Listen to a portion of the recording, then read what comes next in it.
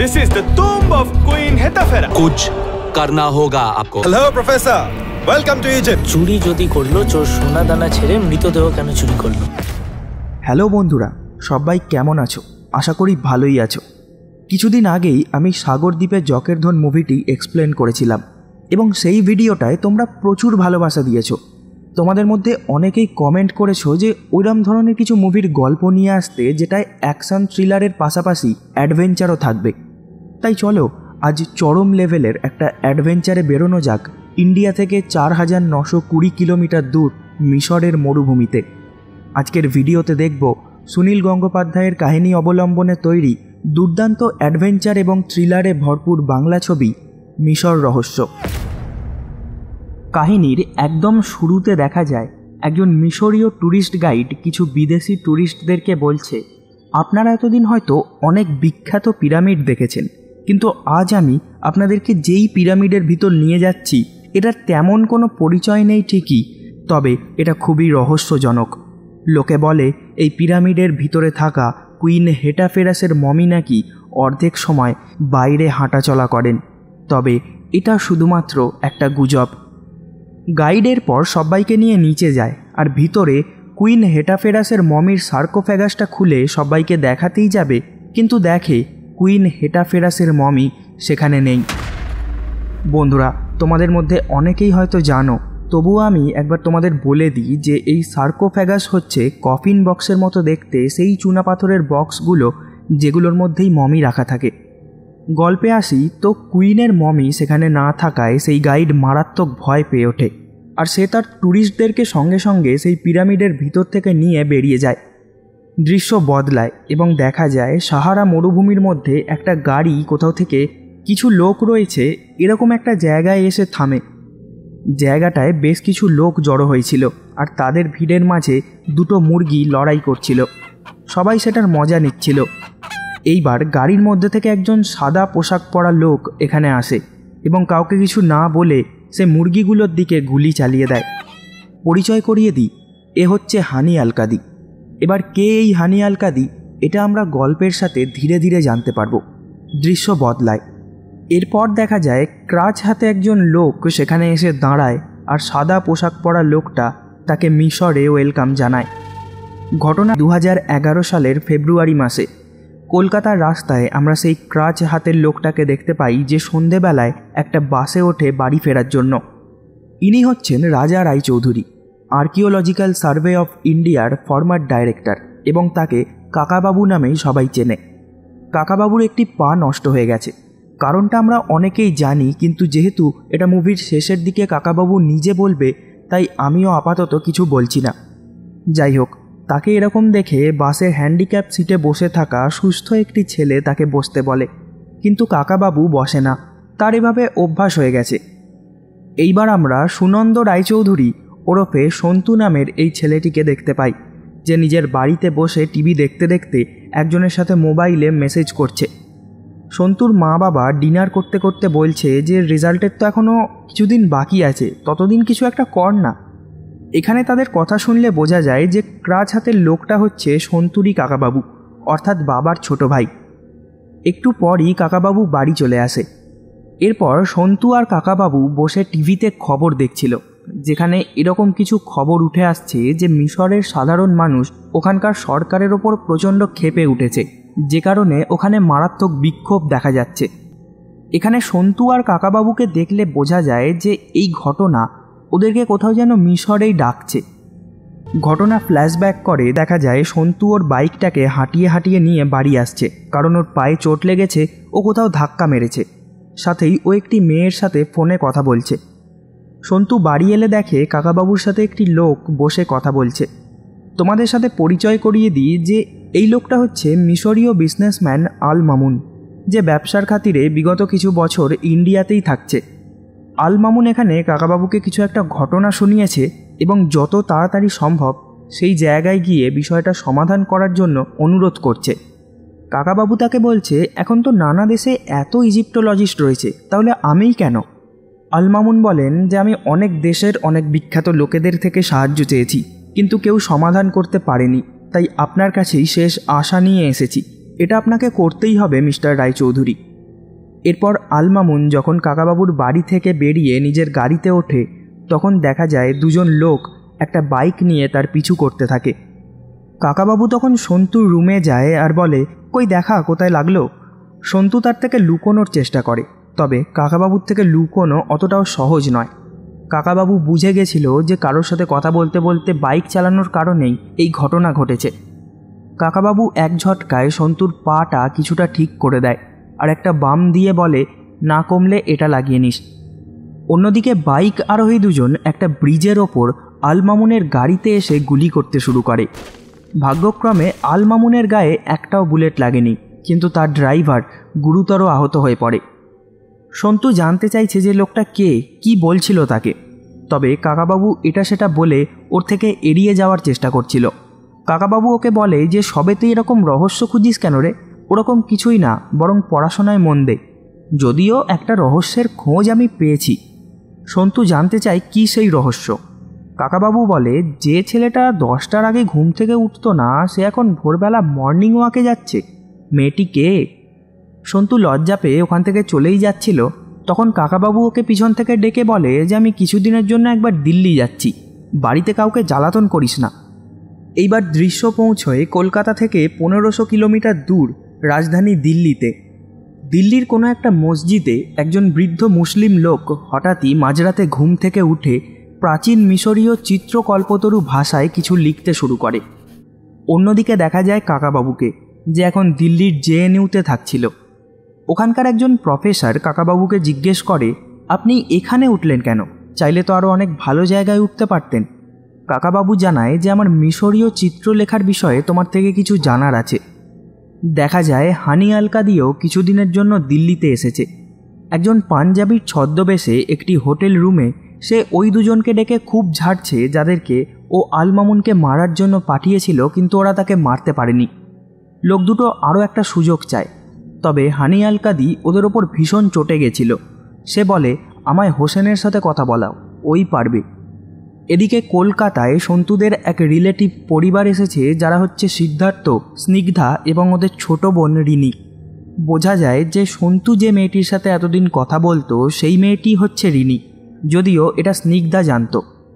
সিদ্ধার্থ এখানে সন্তুকে তাসের ম্যাজিক দেখাচ্ছিল, কিন্তু সন্তু বিষয়টা ধরে ফেলে যেহেতু ও কাকাবাবুর সঙ্গে বিভিন্ন ধরনের সব রহস্য সমাধান করে থাকে। অন্যদিকে কাকাবাবু দিল্লিতে নিজের হোটেল রুমে বসে ফোন ঘাঁটছিল। এই সময় একটি ছেলে কাকাবাবুর রুমে ঢুকে তার ওপর অ্যাটাক করার চেষ্টা করে। কাকাবাবু নিজেকে ডিফেন্স করার চেষ্টা করে, তবে ছেলেটি গুলি চালালে সেটা কাকাবাবুর শরীরে লেগে যায়। ছেলেটি সেখান থেকে পালায় এবং কাকাবাবু গুরুতর আহত হয়ে পড়ে। এদিকে সন্তু রিনিকে বোঝাচ্ছে যে প্রথমে বাবার সাথে কথা বলবো, সে মেনে নিলে মাও মেনে নেবে। এইসব কথাগুলো আলোচনা করতে করতেই ওরা দুজন কিছুটা ঘনিষ্ঠ হয়ে যায়। এই সময় সন্তুর কাছে একটা ফোন কল আসে। কাকাবাবু কোনো রকমে সন্তুকে বলে, এখানে আসার পর থেকে আমার খুব জ্বর, তুই এক কাজ কর, তুই এখানে চলে আয়, এয়ারপোর্টেই প্লেনের টিকিট এবং তোকে এখানে আনার জন্য লোক থাকবে, আশা করি কোনো প্রবলেমই হবে না তোর। সন্তু রাজি হয়। দেখা যায় গুলিটা কাকাবাবুর কোমর ছুঁয়ে বেরিয়ে গেছে। সিবিআই অফিসার নরেন, যে আসলেই কাকাবাবুর খুব ভালো বন্ধু ছিল, সে নিজের অ্যাসিস্ট্যান্টের সাথে কাকাবাবুকে নার্সিংহোমে ভর্তি করে দেয়। আলমামুন এইবার একদিন সেই মসজিদে যায় যেখানেই সেই বৃদ্ধ লোকটা থাকতো। আলমামুনই তাকে এখানে এনে রেখেছিল। আলমামুন এখানকার একটি ছেলে হাফিজের থেকে ওই রাতের ঘটনাটি জানতে পারে, তো ও সেই ছেলেটিকে বলে, তুমি অনুরাগীদেরকে বলে দাও যে আপাতত কিছুদিন পীর বাবার সাথে দেখা করা যাবে না, তার দরবার বন্ধ থাকবে। সাথেই সে বলে, ইব্রাহিমকেও জানিয়ে দাও মিস্টার রায়চৌধুরীর ভাইপো কাল দিল্লিতে আসছে, ওর যেন কোনো ক্ষতি না হয়, একটাও আঁচড় না লাগে। পরদিন সকালেই সন্তু দিল্লি পৌঁছে যায়। আলমামুনের একজন কর্মী ইব্রাহিম সন্তুকে এয়ারপোর্ট থেকে পিক আপ করে নেয়। সাথেই সে সন্তুকে জানায় যে কাকাবাবু নার্সিংহোমে ভর্তি, যা শুনতেই সন্তু প্রচণ্ড চিন্তায় পড়ে যায়। ও হোটেল রুমে ছুটে আসে, তো ওর সাথে নরেনের দেখা হয়। অন্যদিকে আলমামুন নার্সিংহোমে কাকাবাবুর সাথে দেখা করে এবং নিজের দিক থেকে দুঃখ প্রকাশ করে, যেহেতু তার কথাতেই কাকাবাবু দিল্লিতে এসেছে এবং দিল্লিতে তার এই অবস্থা। কাকাবাবু বলে যে আপনি আমায় ইনভাইট করেছেন, আমি নিজের ইচ্ছায় এসেছি, এইবার এখানে আমার সাথে কি ঘটছে সেটাই আপনি কেন নিজেকে দোষ দিচ্ছেন আমি বুঝতে পারছি না। আপনি এত চিন্তা করবেন না, আমি ঠিক আছি। আল মামুন তখন বলে যে তাহলে কি বুঝছেন, এই ধরনের ছবির সাহায্যে চাচা যান আসলে কি বোঝাতে চাইছেন। এইখানে বিষয়টা ক্লিয়ার হয় যে এই আল মামুন ওই দিন কলকাতায় কাকাবাবুর বাড়িতে গেছিল, কারণ সেই বৃদ্ধ লোকটা যে আসলে আল মামুনেরই এক দুঃসম্পর্কের চাচা হয়, তিনি যেসব অদ্ভুত মিশরীয় ভাষার জিনিসগুলো লিখছে সেগুলোরই সমাধান করার জন্য তাকে দিল্লিতে ডাকতে। এদিকে সন্তু নরেনের সাথে কথা বললে জানতে পারে যে কাকাবাবুর জ্বর হয়নি, সে ওকে মিথ্যে বলেছে। নরেন সন্তুকে নিয়ে যায় নার্সিংহোমে, যেখানে আল মামুনও ছিল, এবং কাকাবাবু ওর সাথে আল মামুনের পরিচয় করিয়ে দেয়, যার পর আল মামুন ওখান থেকে বেরিয়ে যায়। এইবার আসল ঘটনাটা কাকাবাবু নরেনকে বলে সন্তুকে বোঝানোর জন্য। হিরোগ্লিফিক্সের কথা শুনতেই সন্তু বলে, আমি জানি ওটা এমন একটা প্রাচীন মিশরীয় ভাষা যেটায় বিভিন্ন ধরনের ছবির সাহায্যে কমিউনিকেট করা হয়। যার পর নরেন যখন আল মামুনের কথা বলে, তো সন্তু বিষয়টা বুঝে যায় যে এই আল মামুন হিরোগ্লিফিক্সের লেখা কিছু জিনিস পেয়েছে, যেটার সমাধান করতেই তিনি কাকাবাবুর থেকে সাহায্য চাইতে এসেছে। কাকাবাবু এইবার সন্তুকে আল মামুনের সেই চাচার ব্যাপারে জানায় যে উনি হচ্ছেন মুফতি মোহাম্মদ, প্রায় 100 বছর বয়স ওনার, মিশরের অনেক পুরনো লোক উনি মুখে কথা বলেন না, ওনার প্রচুর ভক্ত আছে বিভিন্ন দেশ বিদেশে। শরীর অসুস্থ হওয়ার কারণেই আল মামুন ওনাকে দিল্লিতে নিয়ে আসে চিকিৎসা করার জন্য, কিন্তু এখানে আসার পর থেকেই উনি একদিন রাতে ঘুমের মধ্যে উঠে ওই ধরনের ছবিগুলো আঁকতে শুরু করেন। আল মামুন মনে করেন যে তার চাচা নিজের ভক্তদের জন্য কিছু ভালো উপদেশ দিতে চাইছেন, কিন্তু সেটা কি এটা তিনি কিছুতেই ক্র্যাক করতে পারছেন না। উনি অনেকের কাছেই গেছিলেন, কিন্তু কেউই বুঝে উঠতে পারেনি। কাকাবাবু, সন্তু আর নরেন এইসব নিয়েই আলোচনা করছিল। ঠিক এই সময় আল মামুন কাকাবাবুকে ফোন করে বলে, চাচা যান আবারও লিখতে শুরু করেছেন, আপনি পারলে এখনই চলে আসুন। এটা শুনতেই কাকাবাবু হসপিটালের বিছানা থেকে নেমে পড়ে। নরেন তাকে এরকম বোকামি করতে বারণ করলে কাকাবাবু তাকে বলে, হসপিটাল তো কাল পরশুই আমায় ছেড়ে দেবে, কিন্তু আজ যদি না যাই তাহলে ইতিহাস কি আমায় ছাড়বে? ওরা আল মামুনের সেই ঠিকানায় চলে আসে, কিন্তু সেখানে এলে আল মামুন ওদেরকে বলে, আপনারা দেরি করে ফেললেন, পীর বাবার লেখা বন্ধ করে দিয়েছেন। কাকাবাবু বলে, চলুন ওনার সাথে কথা বলি। আল মামুন বলেন, উনি বহু বছর কথা বলেননি, আজ কিভাবে বলবেন? কাকাবাবু বলে, বলবেন, আজ আমি ওনার ভাষা নিয়ে এসেছি, চলুন না দেখা যাক। আল মামুন নরেন আর সন্তুকে বাইরে দাঁড়াতে বলে কাকাবাবুকে নিয়ে ভিতরে চলে যায়। পীর বাবার সাথে কাকাবাবুর পরিচয় করিয়ে দেয়। কাকাবাবু যখন সেই হিরোগ্লিফিক্স লেখা কাগজটা পীর বাবার সামনে রাখে, তখন পীর বাবা তার দিকে চোখ তুলে তাকায়, তার মাথায় হাত রেখে তার উদ্দেশ্যটা বুঝতে পারে। এরপর তিনি আবারও একটা কাগজে সেই ভাষায় কিছু লিখতে শুরু করেন। কিছুটা লেখার পরই তিনি অসুস্থ হয়ে পড়েন এবং কাকাবাবু বুঝে যায় যে এটার সমাধান করতে হলে তাকে মিশর যেতে হবে। আল মামুন বাইরে এসে কাকাবাবুকে জিজ্ঞেস করে যে পীর বাবা ঠিক কী বলতে চাইছেন। কাকাবাবু বলে, আমি আপনাকে বলতে পারবো না, তবে উনি চান আমি নিজে সেখানে গিয়ে এই বিষয়টাকে সমাধান করি। আল মামুন বলেন, আপনি কলকাতায় বসে এই ম্যাটারটা সমাধান করবেন, তাই তো? কাকাবাবু তখন বলে, না, মিশরের রাস্তায় ঘুরে ঘুরে। মুফতি মোহাম্মদের এই লেখাগুলো সমাধান করতে হলে আমাদেরকে ওখানেই যেতে হবে। এরপর কাকাবাবু, সন্তু, নরেন আর জেএনইউয়ের সেই প্রফেসর ওখানকার একটা লোকাল বাজারে ঘুরছিল। এই সময় আমরা দেখি কিছুটা দূর থেকে কেউ তাদের ওপর নজরদারি করছে। একজন লোকের সাথে সন্তুর ধাক্কা লাগে, তবে লোকটা সেরকম কিছু না বলেই চলে যায়। নরেন বলে, মিশর যাওয়াটা কেমন যেন বোকামো হয়ে যাচ্ছে না রাজা? কাকাবাবু বলে, এখানে কিছু বলা যাবে না, চলো জঙ্গলে যাই, তারপর বলছি। কিছুটা দূরের একটা জঙ্গলে গিয়ে কাকাবাবু বলে যে পিএসআরে সবাইকে স্বাগতম। কেউ বুঝতে পারে না বিষয়টা। কাকাবাবু বলে যে পার্থসারথী রক্স, পিএসআর, এটা হচ্ছে দিল্লির সর্বোচ্চ প্রাকৃতিক স্থান। নরেন বলে, সরকারি অফিসার বলে বলছি না, তবে মিশরে যেও না এইভাবে, তার উপর ওখানকার পরিস্থিতিও তো দেখছো। এই মুফতি মোহাম্মদের মৃত্যুর পর কিন্তু আরও জটিল হয়ে গেছে বিষয়টা। ওর ভক্তদের মধ্যে দুটো দল আছে, একটি দলের লিডার হচ্ছে এই আল মামুন, আর দ্বিতীয়জন হচ্ছে হানি আল কাদি। আর এই হানি আল কাদির লোকজনই কিন্তু তোমাদের ওপর অ্যাটাক করছে। কাকাবাবু বলে যে তাহলে তো আরও ইন্টারেস্টিং হয়ে গেল বিষয়টা। নরেন বলে, ভারত সরকার কিন্তু তোমাদের সহযোগিতা করবে না রাজা। সাথেই সে সন্তুকেও বলে কাকাবাবুকে বোঝানোর জন্য। তখন কাকাবাবু বলে যে ও কি বলবে, ও আগে দেখুক হানি আল কাদি ওর জন্য কী মেসেজ পাঠিয়েছে। নরেন আর সন্তু কিছুটা অবাক হয়। কাকাবাবু বলে যে বাজারে একজনের সাথে ধাক্কা হয়েছিল মনে আছে। সে তখন সন্তুর জামার পকেটে একটা কাগজ রেখে দিয়েছে। সন্তু দেখে সত্যিই তাই। ও লেখাটা পড়ে তো তাতে এরকম একটা ধাঁধা লেখা ছিল যে রাজার ঘুম যে ভাঙাবে, হাওয়ার মতো মৃত্যু নেমে আসবে তার ওপর। কাকাবাবু এটা জানতো যে এটা তুতানখামুনের সমাধির ওপর খোদাই করে লেখা ছিল। সে বলে এই তুতানখামুনের সমাধি যারা আবিষ্কার করেছিল তাদের মধ্যে অর্ধেকেরই রহস্যজনকভাবে মৃত্যু ঘটেছে। তবে এটা কোনো ওয়ার্নিং নয়, এটা একটা চ্যালেঞ্জ। কাকাবাবু এই সময় নরেন আর সন্তুকে ওপরের দিকে তাকাতে বারণ করে আর বলে পিএসআরের মাথায় কেউ একজন আমাদের ওপর নজর রাখছে এবং দেখছে চ্যালেঞ্জটা আমরা নিলাম কিনা। দেখা যায় হানি আলকাদি নিজেই পার্থসারথী রক্সের ওপর থেকে কাকাবাবুদের ওপর নজরদারি করছে। পরদিনই কাকাবাবু আর সন্তু পৌঁছে যায় পিরামিডের দেশ মিশরের রাজধানী কায়রোতে, যেখানে স্নিগ্ধা, সিদ্ধার্থ আর রিনি ওদের সাথে দেখা করে। ওরাও এখন কাজের সূত্রে এখানেই থাকে। স্নিগ্ধা কাকাবাবুকে তাদের বাড়িতে নিমন্ত্রণ করে, তবে কাকাবাবু বলে যে আমাদের আসলে হোটেল বুক করা আছে, আমায় তো প্রথমে সেখানে যেতেই হবে। এবার সন্তু কি করবে এটা ওর ব্যাপার। সন্তুও প্রথমে হোটেলে যাওয়ার কথাই বলে। সিদ্ধার্থ আর স্নিগ্ধা বলে ঠিক আছে, তাহলে আমরা রাতে আপনাদেরকে আপনাদের হোটেল থেকে নিয়ে আসবো, একসাথে ডিনার হবে। কাকাবাবু জানায় হোটেল হারমোহেব। এরপর সিদ্ধার্থ আর স্নিগ্ধা তাদের গাড়িতে করে কাকাবাবু আর সন্তুকে তাদের বুক করা হোটেলে পৌঁছে দিয়ে বেরিয়ে যায়।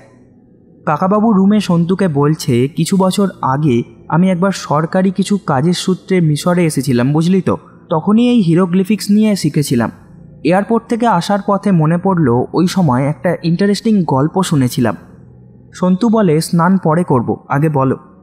কাকাবাবু জানায় যে যার নামে সেই পিরামিড, সেই রাজা খুফুর মা রানী হেটাফেরাসের সমাধি আবিষ্কার করেন জর্জ রেসনার নামের একজন।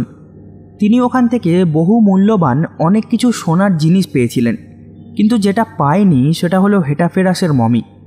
এতক্ষণ পর্যন্ত বিষয়টা রহস্যজনক ছিল, কিন্তু ধীরে ধীরে তা ভৌতিক হয়ে ওঠে।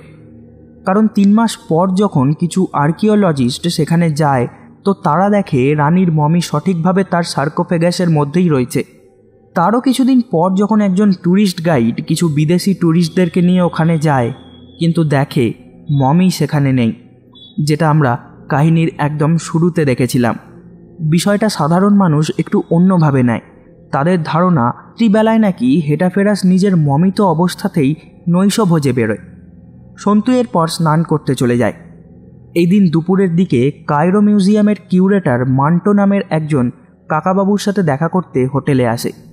মান্টো কাকাবাবুকে বলে যে আপনি পাগল, ওই হানি আলকাদি আপনাকেই ধরার জন্য ভারত সরকারকে চাপ দিতে চাইছিল, আর আপনি নিজেই এখানে চলে এলেন নাচতে নাচতে।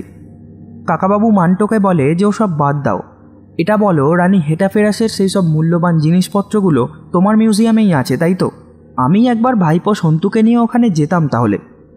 এই সময় সন্তু স্নান সেরে বাইরে আসে। তখন কাকাবাবু ওর সাথে মান্টোর পরিচয় করিয়ে দেয়।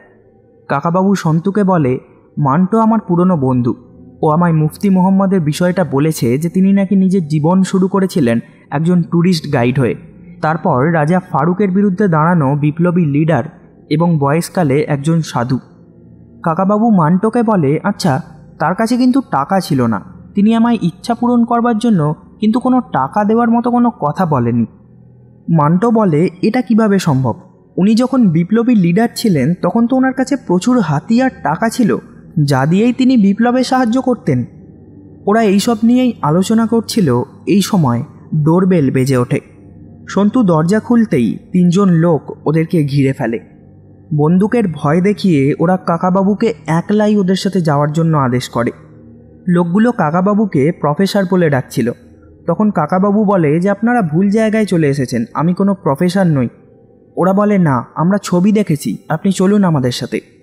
কাকাবাবু বলে যে আপনারা আলকাদিকে বলুন আমি কারোর আদেশ মেনে চলি না, তার প্রয়োজন থাকলে সে এসে আমার সাথে কথা বলুক। লোকগুলো কাকাবাবুকে ধাক্কা মেরে ফেলে দেয়। তারপর আর কি, কাকাবাবু নিজেই তার এক হাতে থাকা ক্রাচটা দিয়ে লোকগুলোকে উদুম ধোলাই করে দেয়। লোকগুলোর মধ্যে যে হেড ছিল সে এইবার সন্তুকে গান পয়েন্টে রেখে বলে আপনি যদি না যান তাহলে আমরা এই ছেলেটিকে মেরে ফেলব। আর কোনো উপায় ছিল না, কাকাবাবুকে ওদের সাথে যেতেই হতো। কাকাবাবু সন্তুকে বলে যায় যে পরিস্থিতি যাই হয়ে যাক না কেন এই হোটেল থেকে তুই বের হবি না আমি না আসা পর্যন্ত।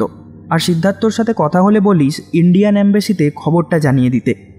লোকগুলো এরপর কাকাবাবুকে সঙ্গে নিয়ে কায়রো শহর থেকে বেশ কিছুটা দূরে মরুভূমির মধ্যে নিয়ে চলে আসে। ওদের যে হেড ছিল সে তাকে একটা ইগলুতে ওয়েট করতে বলে নিচের শহরে কাউকে কিছু বলতে যায়। কাকাবাবু দেখে যে ঘরটায় বেশ কিছু বই রয়েছে, যেগুলোর মধ্যে রবীন্দ্রনাথ ঠাকুরের গীতাঞ্জলি বইটাও ছিল। অন্যদিকে সিদ্ধার্থ যখন হোটেলে কাকাবাবু আর সন্তুকে নিতে আসে তখন সন্তু তাকে জানায় যে কাকাবাবুকে ওরা উঠিয়ে নিয়ে গেছে। এদিকে লোকটা একটু পর এসে বলে চলুন উনি এসে গেছেন। এরপর কাকাবাবুকে সঙ্গে নিয়ে লোকটা নিচের শহরের এক জায়গায় আসে, যেখানে প্রথমবারের মতন হানি আলকাদি নিজে কাকাবাবুকে মিশরে স্বাগত জানায় প্রফেসর নামে। আলকাদিকে কাকাবাবু বলে যে আপনার জানা 17টি ভাষার মধ্যে যে বাংলাও রয়েছে এটা দেখে ভালো লাগলো ডক্টর আলকাদি। আলকাদি বলে আমি কোনো ডক্টর নই মিস্টার রয় চৌধুরী। কাকাবাবু বলে যে আমিও কোনো প্রফেসর নই। আলকাদি বলে যে আপনি এত কিছু জানেন, আমার মনে হয় প্রফেসর ডাকটা আপনার জন্য একদম সঠিক। আলকাদি কাকাবাবুকে চা পান করার জন্য বলে, কিন্তু কাকাবাবু বলে না থাক, আমার প্যাকেজের মধ্যে তো এইভাবে অপহরণ করে এনে এখানে আনার বিষয়টা ছিল না। আলকাদি বলে কি বলছেন, আমি তো আপনাকে ইনভাইট করেছি। কাকাবাবু বলে যে আচ্ছা, আপনাদের এখানে তাহলে মাথায় বন্দুক ঠেকিয়ে ইনভাইট করা হয় বুঝি। আলকাদি বলে আমি ক্ষমা চাইছি আমার লোকেদের আচরণের জন্য, চলুন এবার একসাথে বসে দার্জিলিংয়ের চায়ের মজা নেওয়া যাক। অন্যদিকে কলকাতায় কাকাবাবুর বাড়িতে এবং স্নিগ্ধা আর রিনি যারা এখন মার্কেটে গেছিল সবাই কাকাবাবুর কিডন্যাপিংয়ের খবরটা পেয়ে ভীষণ চিন্তায় পড়ে যায়। নরেনও বিষয়টা জানতে পেরে রেগে যায়, কারণ ও বারবার তাকে বারণ করেছিল মিশর যেতে। এদিকে শহর থেকে অনেকটা ওপরে হানি আলকাদি কাকাবাবুর সঙ্গে চায়ের টেবিলে বসে গল্প শুরু করেছে। আলকাদি বলছে আমি রবীন্দ্রনাথ ঠাকুরের অনুগামী। কাকাবাবু বলে তা তো আমি আপনার ঘরে গীতাঞ্জলি দেখেই বুঝেছি, তবে এই প্রথমবার দেখলাম রবীন্দ্রনাথ ঠাকুরকে অনুসরণ করা কেউ আবার খুনও করতে পারে। আলকাদি 2টো কাপে চা ঢালে। কাকাবাবু বলে যে আমি আপনার চটজলদি জবাবে রাজি হয়েছিলাম, দার্জিলিংয়ের চাতে নয়। আপনি বিনা কারণেই দিল্লিতে লোক পাঠিয়ে আমায় খুন করার চেষ্টা করেছিলেন, তাই আমি আপনার মতন একজন ঠান্ডা মাথার খুনির সাথে এক টেবিলে বসে চা পান অন্তত করতে পারলাম না। আলকাদি মারাত্মক চটে যায় ও সঙ্গে সঙ্গে হোসেন নামের সেই ছেলেটিকে ডাক করায় যে সেই রাতে কাকাবাবুর রুমে অ্যাটাক করেছিল। তারপর হোসেনকে একটা বন্দুক ধরিয়ে আলকাদি নিজে কিছুটা দূরে গিয়ে দুহাতে 2টো ফল নিয়ে দাঁড়ায় এবং হোসেনকে ফায়ার করতে বলে। হোসেনের নিশানা এক চুলও এদিক ওদিক নড়ে না। আলকাদি কাকাবাবুকে বলে যে হোসেন আমার সবচেয়ে বিশ্বস্ত বডিগার্ড, ও ওই দিন চাইলেই আপনাকে মারতে পারত, কিন্তু আমরা আপনাকে মারতে চাইনি, আমি শুধুই আপনাকে ভয় দেখাতে চেয়েছিলাম। আমি ক্ষমা চাইছি, আমাদের ভুল হয়েছে, এইবার তো একটু চা পান করা যেতেই পারে তাই না? কাকাবাবু বলে এতবার চা খাওয়ার কথা বলছো, মনে হচ্ছে চায়ে বিষ মেশানো আছে। আলকাদি তখন চায়ের কাপটা পাল্টে দিচ্ছিল, কিন্তু কাকাবাবু সেটা করতে দেয় না এবং ওরা দুজন একসাথে বসে চা পান করে। চা শেষ হতেই আলকাদি কাকাবাবুকে বলে এইবার তাহলে পীর বাবার সম্পত্তিটা দিয়ে দিন মিস্টার রয় চৌধুরী। কাকাবাবু বলে সম্পত্তি? আমি যতদূর জানি উনি তো ফকির ছিলেন। আলকাদি বলে পীর বাবা একজন পীর হওয়ার আগে ছিলেন একজন বিপ্লবী লিডার। জেনারেল নাসের প্রেসিডেন্ট হওয়ার পরই যখন ডেমোক্রেসি ফিরে আসে মিশরে, তখন পীর বাবা নিজের দল ভেঙে দেয়। ওই সময় তার দলের ইনফরমেশন এবং টাকা পয়সাও হারিয়ে যায়।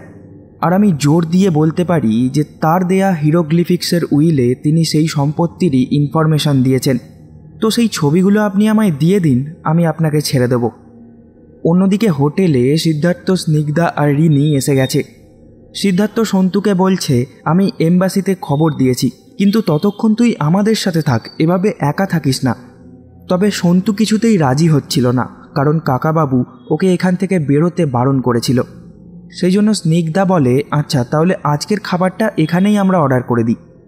কাকাবাবু আলকাদিকে বলে ওগুলো তো আলমামুনের কাছে আছে, তবে এটা ঠিক তুমি বা আলমামুন কেউই এটার মাথা মুন্ডু কিছু বুঝবে না। আলকাদি বলে ঠিক আছে, তাহলে আপনি আমায় বলে দিন পীর বাবা মারা যাওয়ার আগে আপনাকে কি বলে গেছে।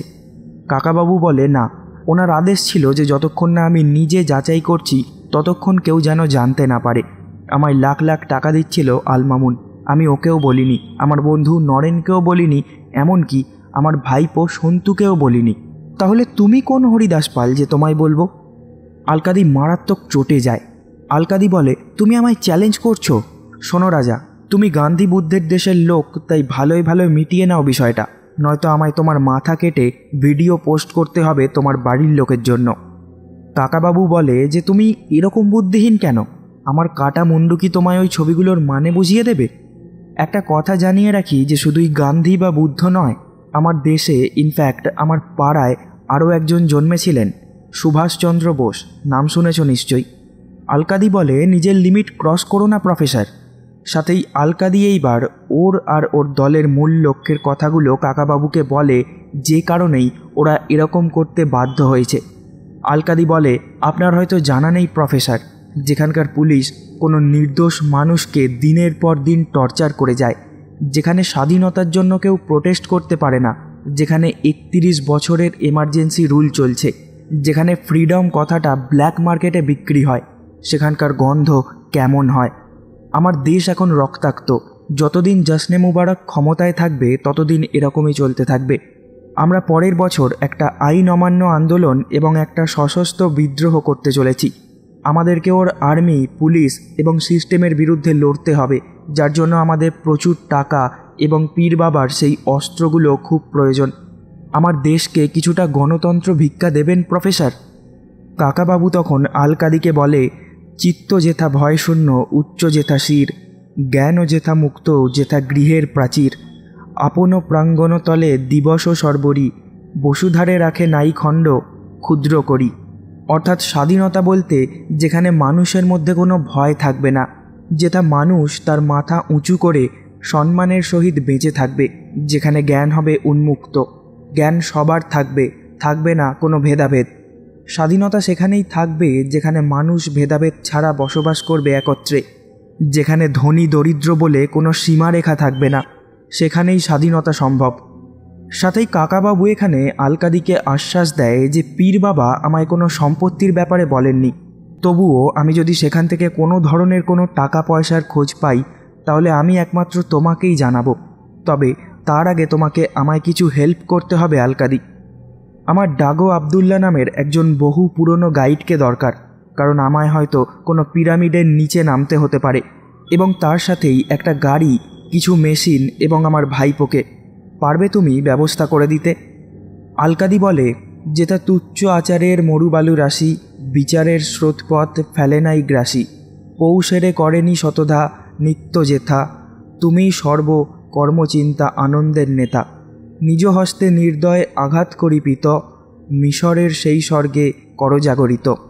অর্থাৎ সর্বোপরি ঈশ্বরের কাছে আলকাদি প্রার্থনা করে যেন ঈশ্বর তার নিজের হাতে এই মিশরকে সেই রকম একটি মুক্ত দেশে পরিণত করেন, যে মিশর মুক্ত হবে ভেদাভেদ, উচ্চ নীচ, মিথ্যা, অত্যাচার, কুসংস্কার ও অন্ধবিশ্বাস থেকে।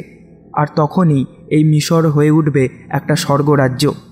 আলকাদি রাজি ছিল কাকাবাবুকে সাহায্য করার জন্য। কাকাবাবু সন্তুকে চিঠি লেখে। কাকাবাবু ওকে জানায়, আমি ঠিক আছি, আলকাদি লোকটা খারাপ না, আমাদেরকে একটা এক্সপিডিশনে বেরোতে হবে, তুইও তৈরি থাক। এই চিঠিটা যে তোকে দিতে যাবে সে তোকে কাল সকালে একটা উট ভাড়া করে দেবে। তুই উটে চেপে সাকারা বলে একটা জায়গায় চলে আসবি। ওখানে দেখবি স্টেপ পিরামিড আছে, সবচেয়ে পুরনো পিরামিড। ওখানে দাঁড়াবি, আমার লোক এসে তোকে নিয়ে যাবে। আর হ্যাঁ, পুলিশকে কিছু বলবি না। সন্তু এই চিঠিটা সিদ্ধার্থদের সামনেই পড়ছিল, তাই ওরাও বলে সন্তুর সাথে স্টেপ পিরামিড দেখতে যাবে। সন্তু ওদেরকে অনেকবার বারণ করে, তবুও ওরা কথা শোনে না। সিদ্ধার্থ বলে, আমার ছোটোবেলাকার শখ আলকাদিকে দেখার। পরদিন সকালেই ওরা মরুভূমির মধ্যে দিয়ে রওনা দেয় স্টেপ পিরামিডের লক্ষ্যে। কিছুটা যাওয়ার পর সিদ্ধার্থ লক্ষ্য করে যে ওদের থেকে কিছুটা দূর কেউ একজন একটা উট নিয়ে ওদেরকে ফলো করছে। সেজন্য ওরা ওদের সারথীদেরকে বলে উটগুলো ছোটানোর জন্য। এই সময় এখানে একটা বালির ঝড় ওঠে। সারথীগুলো যে যার উট নিয়ে এবং সন্তুরা সারথীদেরকে দেখে মাথা নিচু করে বসে পড়ে, যার কিছুক্ষণ পর ঝড় থামে। এদিকে কাকাবাবু যখন দুপুরবেলায় ঘুম থেকে ওঠে তখন হানি আলকাদি তাকে বলে, চলুন আশপাশটা ঘুরে আসি। আলকাদি কাকাবাবুকে জিজ্ঞেস করে, আচ্ছা প্রফেসর, আকাশের রং কখনো সবুজ হয় না, কেন বলতে পারবেন? কাকাবাবু বলে, তুমি বরং এইসব ছেড়ে কবিতা লেখো। দেখা যায় কিছু বাচ্চাকে আলকাদির লোকেরা বন্দুক চালানো শেখাচ্ছে। কাকাবাবুর খারাপ লাগে বিষয়টা।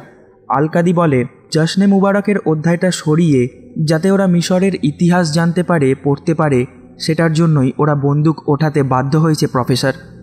ওদিকে স্টেপ পিরামিডের সামনে এলে সন্তুরা দেখে কিছু লোক সামনেই ওদের জন্য দাঁড়িয়ে আছে। স্নিগ্ধা ওকে দেখতে বললে সন্তু দেখতে যায়, তো দেখে আল মামুন নিজে ওদের জন্য দাঁড়িয়ে আছে, যাকে সন্তু চিনত। তাই ও ভাবে যে আল মামুনকে হয়তো কাকাবাবুই পাঠিয়েছে। কিন্তু যখনই সন্তু তার সাথে কথা বলতে যায় তখন আল মামুন সন্তুকে একটা থাপ্পড় মারে এবং ওর লোকেরা সন্তুকে ধরে নেয়। স্নিগ্ধা, সিদ্ধার্থ আর রিনিকে একজন গান পয়েন্টে রাখে এবং বাকি দুজন সন্তুকে নিজেদের সাথে উঠিয়ে নিয়ে চলে যায়। দেখা যায় ডাগো আবদুল্লাহ নামের সেই গাইড, যাকে আমরা কাহিনীর একদম শুরুতে দেখেছিলাম এবং কাকাবাবু আলকাদিকে যার কথাই বলছিল, তাকে এতদিন আল মামুন নিজে বন্দি করে রেখেছিল এবং সন্তুকে কিডন্যাপ করবার খবরটা ওকে বলে আলকাদি আর কাকাবাবুর কাছে পৌঁছে দিতে। এদিকে আলকাদি কাকাবাবুকে নিজের সেনাদের দেখাচ্ছিল। এই সময় ওদেরই একজন লোককে আর একজন ধরে নিয়ে আসে, কারণ লোকটা নাকি ওদের গোপন তথ্য পুলিশকে জানিয়ে দিচ্ছিল। লোকটা জানায় পুলিশ ওকে প্রচুর টাকার অফার করেছিল, কিন্তু এরকম ভুল আর ও কখনো করবে না। আলকাদিও চায় না এরকম ভুল আর কেউ করুক, সেজন্য ও সঙ্গে সঙ্গে লোকটাকে গুলি করে দিতে যাচ্ছিল। তখন কাকাবাবু আলকাদিকে এরকম করতে বারণ করে। কাকাবাবু বলে ও তো নিজের ভুলটা স্বীকার করছে, তাছাড়া একজন বিপ্লবী কখনো যুদ্ধক্ষেত্রের বাইরে কাউকে মারে না, ওর হাতে এখন কোনো অস্ত্র নেই, তাই তুমি এখন ওর ওপর জোর খাটাচ্ছ। এই কথাটা শুনতেই আলকাদি ওই লোকটার হাতে একটা বন্দুক ধরিয়ে দেয় এবং তারপর লোকটাকে শ্যুট করে মেরে ফেলে। এদিন সন্ধ্যায় দেখা যায় আলকাদির লোকেরা এক জায়গায় আগুন জ্বালিয়ে নিজেদের মতো করে আনন্দ করছে। কাকাবাবুও সেখানেই ছিল। আলকাদি আর কাকাবাবু একধারে বসে নিজেদের অতীতের গল্প করছিল। আলকাদি বলছে ফ্রিডা নামের একটি মেয়ে ছিল, সারাক্ষণ ওর পিছনেই পড়ে থাকতাম।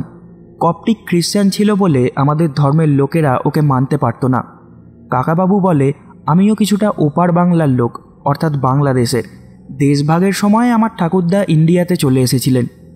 কথার মধ্যেই কাকাবাবু আলকাদিকে বলে আচ্ছা, তোমাদের তো অনেক টাকার দরকার, তাহলে তোমরা আল মামুনকে বলছো না কেন? এটা শুনতেই আলকাদি প্রচণ্ড রেগে যায়। আলকাদি বলে ও এত বেইমান যে ও বাবা পীরকে দিল্লি নিয়ে গিয়ে স্নো পয়জন দিল, যাতে মারা যাওয়ার আগে পীর বাবা ওকে সব কিছু বলে যায়, আর আপনি বলছেন আমি ওর সাহায্য নেব? এই সময় ডাগো নামের সেই গাইড ওখানে হাঁপাতে হাঁপাতে ছুটে আসে আর বলে ওরা ছেলেটিকে উঠিয়ে নিয়ে চলে গেছে, আমি আটকাতে পারিনি। ডাগো আলকাদিকে একটা লেটার দেয়, যেটা আল মামুন ওকে দিয়েছিল। আলকাদি লেটারটা পড়ে বুঝে যায় যে এই সব কিছুই আল মামুনের কাজ। কাকাবাবু হয়রান হয়ে পড়ে সন্তুর জন্য। অন্যদিকে সিদ্ধার্থ, স্নিগ্ধা আর রিনিও ভীষণ চিন্তায় পড়ে গেছিল। সিদ্ধার্থর কথা শুনলে বোঝা যায় যে ইন্ডিয়ান অ্যাম্বাসি থেকে ততক্ষণ কোনো পদক্ষেপ নেওয়া হবে না যতক্ষণ না ভারত সরকার তাদের পারমিশন দিচ্ছে। এইসব নিয়েই ওরা আলোচনা করছিল। এই সময় কেউ একজন ওদের ডোরবেল বাজায়। প্রথমে ভয় পেলেও এরপর ছুরি, খুন্তি, প্যান হাতে ওরা তিনজন রুমের দরজাটা খোলে। তখন দেখা যায় সিবিআই অফিসার নরেন সেখানে এসেছে। নরেন ওদেরকে নিজের পরিচয় দিলে ওরা নরেনকে ভিতরে আসতে বলে। নরেন বলে আজব লোক মাইরি আপনারা, আপনাদেরকে তখন কত ডাকলাম কিন্তু আপনারা দাঁড়ালেনই না। সিদ্ধার্থরা বুঝতে পারে যে সকালে যে লোকটা উট নিয়ে ওদের পিছু করছিল ইনিই সেই লোক। নরেন ওদেরকে বলে এখনও পর্যন্ত যা যা ঘটনা ঘটেছে সেগুলো সব আমায় পরিষ্কার করে বলুন তো। এদিকে আলকাদি এখন আল মামুনের ওপর রেগে আগুন, কারণ আল মামুন ওই চিঠিতে তাকে ইনসাল্ট করে থ্রেট করেছে। কাকাবাবু বলছে যে আমি একটা জিনিস বুঝেছি, 12 ঘন্টার মধ্যে ওদের শর্ত না মানলে ওরা সন্তুকে মেরে ফেলবে। আলকাদি বলে আপনি কি ভাবছেন ওদের শর্ত? তার মানে আপনাকে গিজাতে নিয়ে গিয়ে ওদের হাতে তুলে দিয়ে পীর বাবার সম্পত্তিটা ওদেরকে দিয়ে দেবো? কাকাবাবু বলে পীর বাবার সম্পত্তি নিয়ে তুমি আর আল মামুন যা ইচ্ছা করো, কিন্তু আমাদেরকে এইসবের মধ্যে জড়িও না। কাল যদি ওরা সন্তুকে নিয়ে আসে তাহলে ও আমাদের সাথে এই এক্সপিডিশনে থাকবে, আর আমি, সন্তু আর ডাগো ওখানে খুঁজতে যাব। তারপর যেটাই পাওয়া যাবে সেগুলো তোমাদের মধ্যে হাফ হাফ হয়ে যাবে। কিন্তু সন্তু যদি না আসে তাহলে আমাকে মেরে ফেললেও আমি তোমাদেরকে একটা কিচ্ছু বলবো না ওই হিরোগ্লিফিক্সের ব্যাপারে। আলকাদি কিছুতেই রাজি হচ্ছিল না ওই আল মামুনের সাথে শেয়ার করতে। কাকাবাবু বলে ভেবেচিন্তে কাজ করো আলকাদি, আমি জীবনে অনেক কিছুতে হার মেনে নিয়েছি, আফগানিস্তানের একটা অভিযানে আমি নিজের একটা পা হারিয়েছি। বিয়ে করিনি কারণ আমি আমার মনের চাওয়া থেকে আমি নিজের নিয়মে চলতে চেয়েছিলাম, কিন্তু সন্তু হচ্ছে আমারই একটা অংশ। আমি নিজের মতো করে ওকে একটু একটু করে বড় করেছি, আর আজ আমি এখানে এসে ওকে হারাতে চাই না। ওই দিন তুমি আমার থেকে গণতন্ত্র চেয়েছিলে না, আজ আমি তোমার থেকে আমার ভাইপোকে চাইছি। আমার সন্তুকে ফিরিয়ে দাও। আলকাদি রাজি হয়। অন্যদিকে নরেন সিদ্ধার্থদেরকে জানায় যে আলমামুন নিজের ব্যবসার পিছনে একটা দলও চালায়, সেখানেই কাজ করে এরকম একজন পুলিশ এজেন্টই আমায় খবরটা দিয়েছে। রাজা আর সন্তু যেখানে যাবে সেই প্রপার জায়গাটা নাই আলমামুন চেনে আর নাই আলকাদি। তবে ওরা গিজাতে অপেক্ষা করবে বিভিন্ন ধরনের ছদ্মবেশে, যেটাই কাকাবাবুর অর্ডার, এবং আমরা ওদেরকেই ফলো করব এবং গিজাতে আমাদের সাথে পুলিশও থাকবে। কাকাবাবু আলকাদিকে জানিয়ে দেয় যে গিজা পৌঁছানোর পর কিন্তু তাদেরকে অপেক্ষা করতে হবে কাকাবাবু আর সন্তুর জন্য, আর ওরা দুজনই শুধুমাত্র ভিতরে যাবে, কারণ আলকাদি যদি ওদের সাথে যায় তাহলে ওকে দেখে আলমামুনও ভিতরে যাওয়ার চেষ্টা করবে, আর সেক্ষেত্রে একটা ঝামেলার সৃষ্টি হবে। আলকাদি বলে যে শুনলাম আজ ওখানে পুলিশও থাকবে, আমায় ধরার জন্য আপনার এক সিবিআই বন্ধু পুলিশকে ডেকেছে। নরেন সিদ্ধার্থদেরকে বলে দেখুন আপনারা পারবেন তো ওখানে আমার মতো করে থাকতে? রিনি বলে হ্যাঁ নিশ্চয়ই।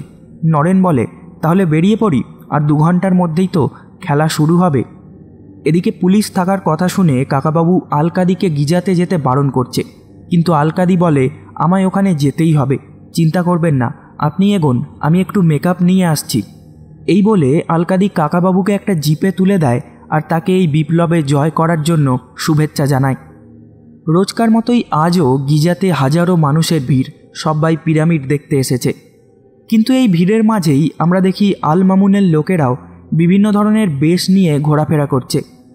দেখা যায় সিদ্ধার্থ, স্নিগ্ধা, রিনি আর নরেনও এখানে পৌঁছে গেছে। পিরামিড থেকে কিছুটা দূরে আমরা দেখি আল মামুনের একজন লোক সন্তুকে কাকাবাবু আর ডাগোর হাতে তুলে দেয়, যার পর সন্তুকেও ওই জিপে বসিয়ে কাকাবাবু আর ডাগো রওনা দেয় পিরামিডের উদ্দেশ্যে।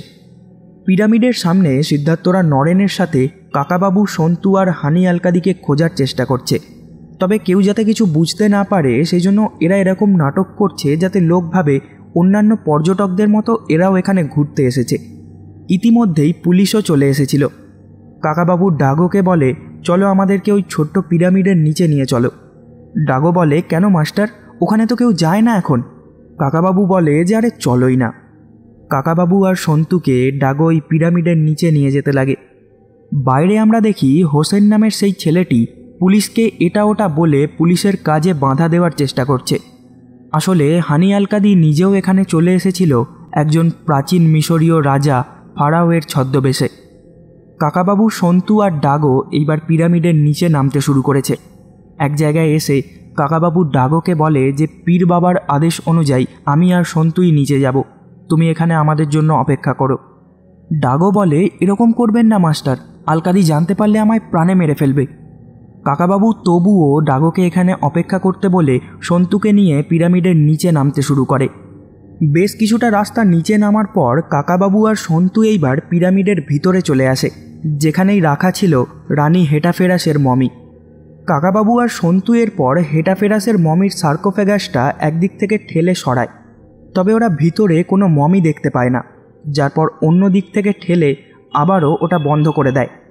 কাকাবাবু সন্তুকে বলে যে মুফতি মোহাম্মদের কথাগুলো তোকে বলতেই হবে, নয়তো এই রহস্যের সমাধান হবে না। সন্তু বলে আমি বুঝেছি, রানী হেটাফেরাসের মমিটা এখানেই কোথাও লুকোনো আছে, সাথে প্রচুর সোনাদানা ও অস্ত্র রাখা আছে, যেগুলোর জন্যই ওই আল মামুন আর আলকাদি পড়ে আছে। কাকাবাবু বলে কিছুটা ঠিক বলেছিস, তবে পুরোটা নয়, কারণ সোনাদানা বা অস্ত্রের কথা বলেননি বাবা পীর। আসলে মুফতি মোহাম্মদ আর আল বুখারি নামের দুজন গাইড এই পিরামিডের নিচের রাস্তা এবং এই চেম্বারটা খুঁজে পেয়েছিল, কিন্তু এটার ক্রেডিট পায় সাহেবরা। তাই একজন সাহেবকেই জব্দ করার জন্য ওরা দুজনই এই মমিটাকে এখান থেকে সরিয়ে নিয়ে অন্য জায়গায় রাখত। মজা করার জন্য ওরা এরকমই করতে থাকতো, আর সাধারণ মানুষের মধ্যে রটে যায় যে রানী হেটাফেরাস নাকি ভূত হয়ে ঘোরাফেরা করে।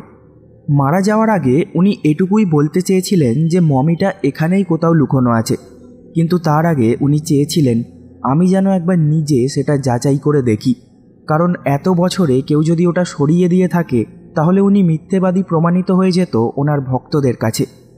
কাকাবাবু এরপর সন্তুকে বলে সামনের একটা দেওয়ালের খাঁজে পা রেখে রেখে ওপরে উঠে পড়তে। সন্তু ওপরে উঠলে কাকাবাবু ওকে বলে যে ওখানে থাকা ছবির প্যানেলগুলোর 2 নম্বর প্যানেলের 4 নম্বর ছবিটা জোরে জোরে প্রেস কর। সন্তু প্রেস করার চেষ্টা করে, তবে কিছুই হয় না। তখন কাকাবাবু ওকে এইবার বাইরের দিকের 2 নম্বর প্যানেলের 4 নম্বর ছবিটাকে প্রেস করতে বলে। কথা মতোই সন্তু যখন সেই ছবিটা প্রেস করে, তখন আমরা দেখি সন্তুর মাথার ওপর থেকে একটা গুপ্ত দরজা খুলে যায়। কাকাবাবু ওকে ওপরে উঠে দেখতে বলে ওখানে কি আছে। ওপরটা ভীষণ অন্ধকার ছিল।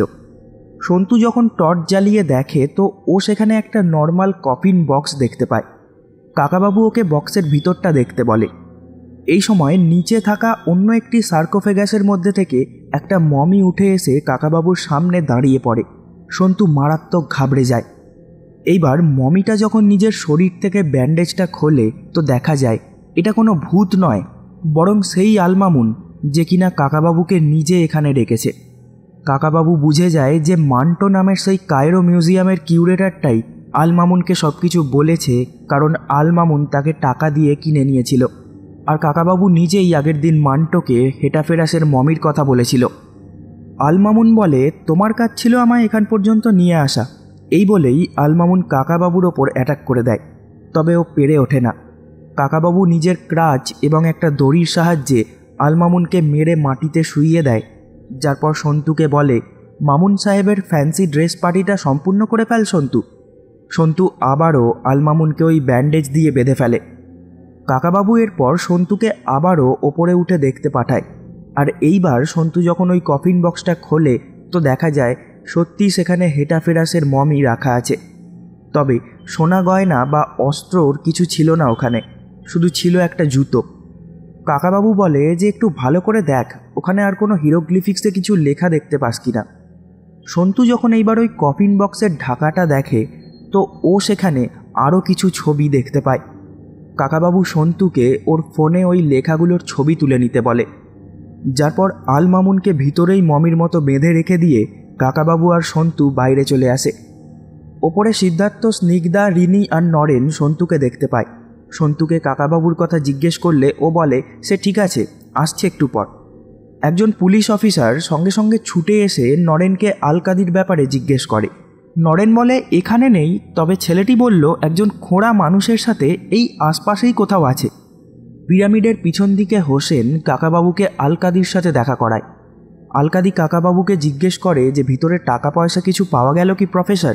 তো কাকাবাবু বলে মুফতি মোহাম্মদের বক্তব্য ছিল রানী হেটাফেরাসের মমি, তবে ওখানে কোনো অস্ত্র বা টাকা পয়সার হদিশ আমি পাইনি। আলকাদির মন ভেঙে যায়। এই সময় হোসেন চিৎকার করে ওঠে পুলিশ পুলিশ করে, আর আলকাদি কাকাবাবুকে ধন্যবাদ বলে এখান থেকে ছুটতে শুরু করে। কাকাবাবু বলে পরদিন ইজিপ্ট এয়ারের ফ্লাইটে ফিরে যাচ্ছি। এরপর আলকাদি নিজেকে পুলিশের হাত থেকে লুকোনোর জন্য ওখান থেকে দিগন্ত বিস্তৃত মরুভূমির মধ্যে ছুটতে থাকে, আর কাকাবাবু নিজের ফেরার পথে ক্রাচ হাতে এগোতে শুরু করে। পরের দৃশ্যে দেখা যায় সিদ্ধার্থ, স্নিগ্ধা, রিনি আর নরেন ইজিপ্ট এয়ারপোর্টে আলোচনা করছে যে পুলিশ নাকি আলমামুনকে উদ্ধার করেছে, যদি না করতো বেচারাকে ওখানেই মরতে হতো। নরেন, সন্তু আর কাকাবাবু আজ ইন্ডিয়া ফিরবে। এতদিনে সিদ্ধার্থ জেনে গেছে রিনি আর সন্তুর রিলেশনের ব্যাপারটা, তবে ও কিছু বলে না। রাস্তার ওপারে দেখা যায় কাকাবাবু একজন বোরখা পরা মহিলার সাথে কথা বলছে। কাকাবাবু তাকে বলে ফারাও এসেমেটের 3য় সমাধির 3য় চেম্বারে গিয়ে ডান দিক থেকে 5 নম্বর ছবিটা প্রেস করবে। জানি না ওখানে কি পাবে, তবে রানীর কফিন বক্সের ছবিগুলো তো এটাই বোঝাচ্ছে। দেখা যায় এই বোরখা পরা মহিলা আসলে অন্য কেউ নয়, বরং হানি আলকাদি নিজেই।